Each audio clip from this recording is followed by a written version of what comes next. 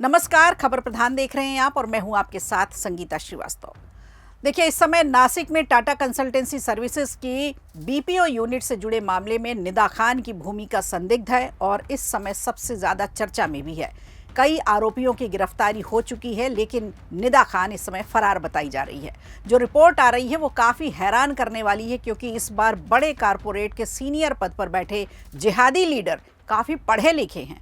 बावजूद इसके उन्होंने ये हरकत कई लड़कियों के साथ की। दफ्तर जैसे पेशेवर माहौल में मजहबी कट्टरता धर्मांतरण का अड्डा बना दिया, जो समाज के लिए, हिंदू बेटियों के लिए गंभीर चेतावनी भी है। और इसमें सबसे बड़ा चौंकाने वाला खुलासा ये हुआ कि एचआर मैनेजर, जो खुद एक महिला है, उसने भी सारे खेल में एक बड़ी भूमिका अदा की।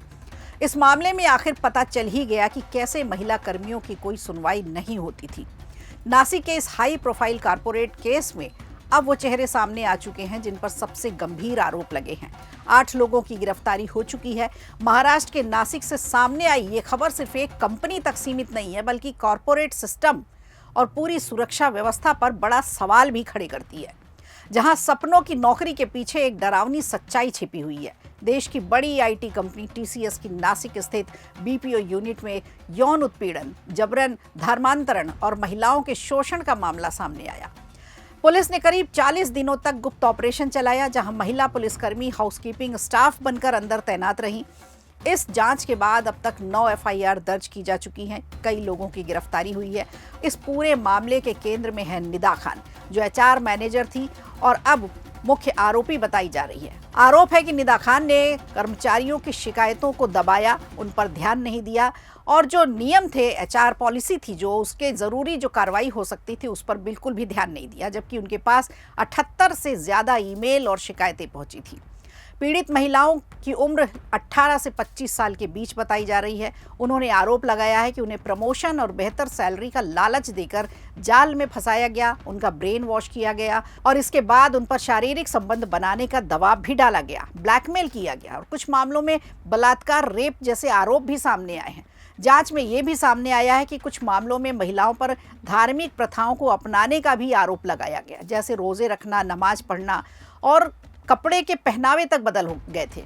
लेकिन ये पहली बार नहीं है। आए दिन ऐसे कई मामले सामने आते हैं जहां पीड़िताओं के बयान पर ध्यान नहीं दिया जाता और पीड़िताएं बात रखती हैं, अपनी शिकायत करती हैं, लेकिन उन पर ध्यान नहीं दिया जाता और उन पर ज़बरदस्ती धर्म बदलने की या धार्मिक रीति रिवाज अपनाने का दबाव भी बनाया जाता है। ये ट्रेंड अब सिर्फ ऑफलाइन नहीं बल्कि सोशल मीडिया तक पहुंच चुका है। हाल ही में सोशल मीडिया पर एक वीडियो भी तेजी से वायरल हुआ, जिसमें एक अभिनेता कथित तौर पर एक अभिनेत्री पर बीफ खाने का दबाव डालता हुआ नजर आ रहा है।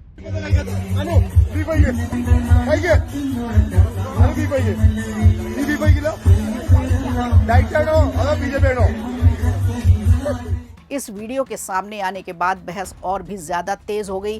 क्या निजी पसंद और धार्मिक स्वतंत्रता पर दबाव बढ़ता जा रहा है? हालांकि इस वीडियो की स्वतंत्र पुष्टि अभी तक नहीं हो पाई है, लेकिन ये सोशल मीडिया पर चर्चा का विषय बना हुआ है। ऐसा ही एक मामला अमरावती से भी आया है, टेक महिंद्रा कंपनी से। इस केस ने एक बार फिर दिखा दिया कि जब सिस्टम के अंदर ही शिकायतों को दबा दिया जाएगा, पीड़ितों को न्याय कहां से मिलेगा। कितना मुश्किल हो जाता है ऐसे ही मामले में जब शिकायत नहीं सुनी जाती और महिलाएं अंदर ही अंदर घुटती रहती हैं, ना वो किसी से कुछ कह पाती हैं, ना ही कुछ करने की स्थिति में होती हैं। अब सवाल सिर्फ एक कंपनी का नहीं बल्कि पूरे कॉरपोरेट कल्चर का है। क्या वाकई वर्कप्लेस इतना सुरक्षित है कि वहाँ महिलाएं सुरक्षा से काम कर सकें, स्वतंत्रता से काम कर सकें? और क्या इस बार सभी दोषियों को सजा मिल पाएगी? फिलहाल जांच तो जारी है, गिरफ्तारी भी हो चुकी है। निदा खान अभी फरार है, लेकिन पूरे देश की नज़र इस पूरे मामले पर टिकी हुई है। आखिर ये इसका खुलासा होने के बाद कब तक लोगों को सजा मिलेगी? वीडियो अच्छा लगा हो तो लाइक कीजिए, शेयर कीजिए और कमेंट बॉक्स में हमें ज़रूर बताइए।